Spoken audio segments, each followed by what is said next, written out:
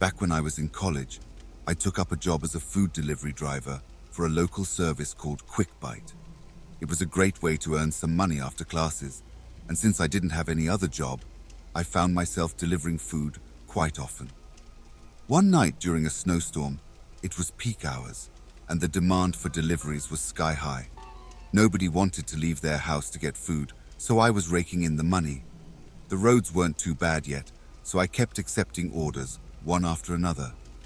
The orders were coming in back to back, and I was making a ton of money. I noticed my car was running low on gas, but the money was too good to pass up, so I decided to take one last order before heading to a gas station. My final pickup for the night was from a local cafe called Bistro Bliss. I got there just before they closed at 9 p.m., grabbed the order, and headed back to my car. But when I tried to start the car, it wouldn't budge. I had pushed my luck too far and had run out of gas. I called my friend and roommate, Alex, and explained the situation. He agreed to help me out by filling a small gas container at the nearest station and bringing it to me. While waiting for Alex, I was scrolling through my phone, trying to pass the time. The cafe staff had already left, and the parking lot was empty. I was too engrossed in my phone to notice another car pulling into the lot until it parked right next to me. I glanced up, expecting to see Alex's blue SUV, but instead, a white four-door sedan had pulled in beside me. Inside were two middle-aged men, both bundled up in winter jackets. The driver rolled down his window and motioned for me to do the same. I hesitated, but eventually cracked my passenger window just enough to hear them. "Is everything all right?" the driver asked.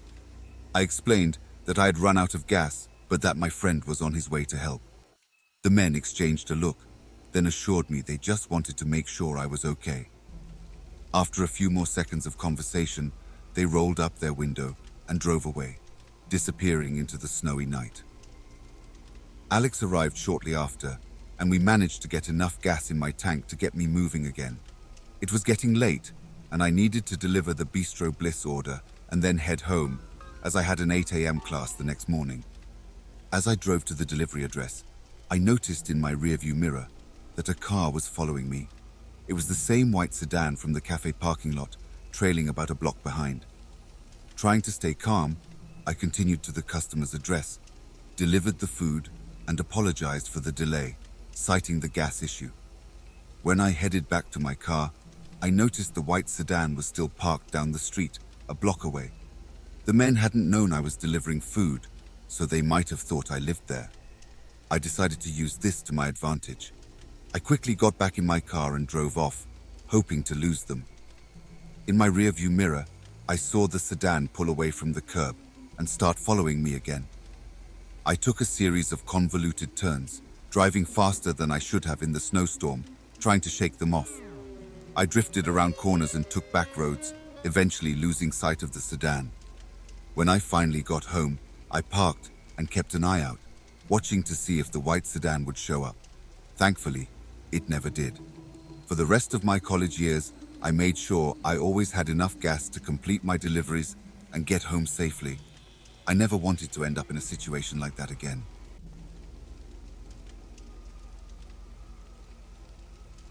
For the past few years, I've been working at a liquor store called Garrison Spirits. Recently, management decided to expand our business by offering a liquor delivery service. I ended up being one of the workers whose job primarily switched to deliveries. I've enjoyed it so far because I now get tips from customers in addition to my regular pay.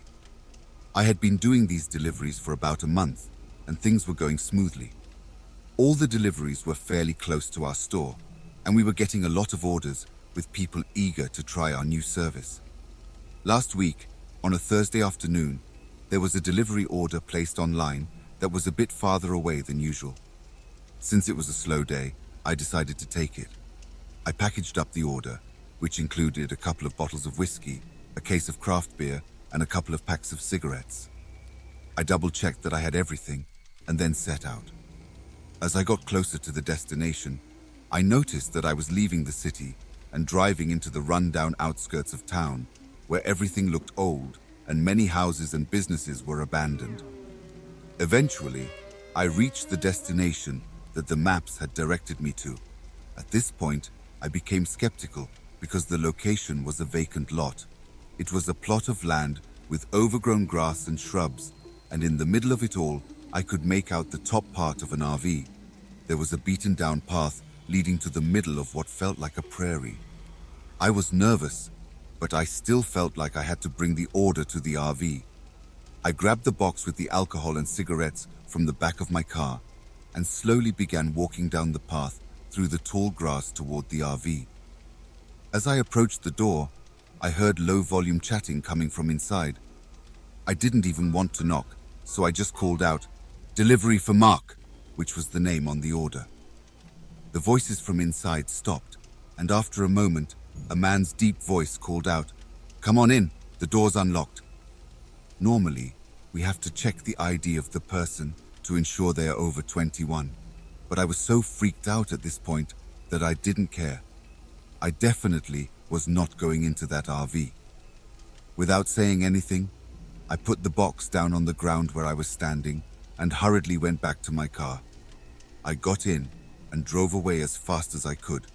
As I glanced back in my rearview mirror, I saw something that horrified me. A man had just emerged from the path through the tall grass, and in one arm, hanging down by his side, he was holding a machete. It was hard to tell for certain, but it looked like it had dried bloodstains on it. After that incident, the liquor store created a new policy limiting the distance of deliveries so we wouldn't have to drive out to that area again. It was a blood-chilling experience for me, and even now, when I do deliveries, I'm extra cautious about it.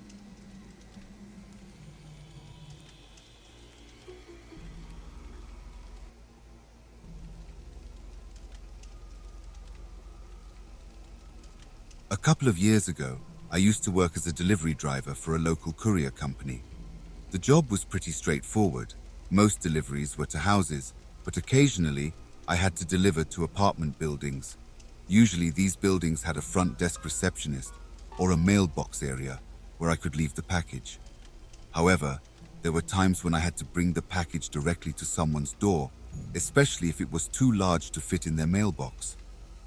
One day, I received a delivery assignment to an older apartment complex named Greenfield Towers. It didn't have an elevator, so I had to climb the stairs with the package to the 4th floor. Thankfully, I had found the room number on the directory down on the 1st floor. As I was setting the package down, the door suddenly opened. I straightened up, ready to hand the package directly to the resident. The man who opened the door was wearing nothing but a stained muscle shirt with holes in it and a pair of threadbare boxers. The sight was jarring, to say the least, and I quickly averted my gaze into his apartment to avoid staring at him. What I saw inside the apartment was even more disturbing. The living room table was covered with empty bottles of beer and wine, and in the dimly lit room, I noticed a woman lying on the couch, naked and seemingly unconscious. The man, noticing where I was looking, hurriedly slammed the door shut in my face. I stood there for a moment, trying to process what I had just seen. The long walk back down the stairs to my truck felt surreal as I replayed the scene in my mind.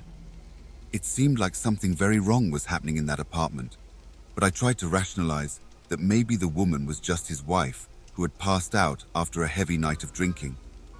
I was still thinking about the situation as I got into my truck and prepared to drive away. As I pulled out of the parking lot, I saw the same man crouched behind a bush near the apartment entrance, attempting to hide, but failing miserably. This behavior only heightened my suspicions. Unable to shake off the uneasy feeling, I decided to call the police once I was a safe distance away. I reported what I had seen, providing them with as many details as possible. Later that week, I heard from a friend who worked in local law enforcement that the police had indeed gone to the man's apartment and had intervened in what turned out to be a potential case of the woman being drugged and assaulted. I realized then that the man had probably followed me outside to see if I was making a call, trying to cover his tracks. I shuddered to think what might have happened if he had caught me calling the cops while still in the building. That experience was by far the eeriest situation I have ever encountered in my time as a delivery driver.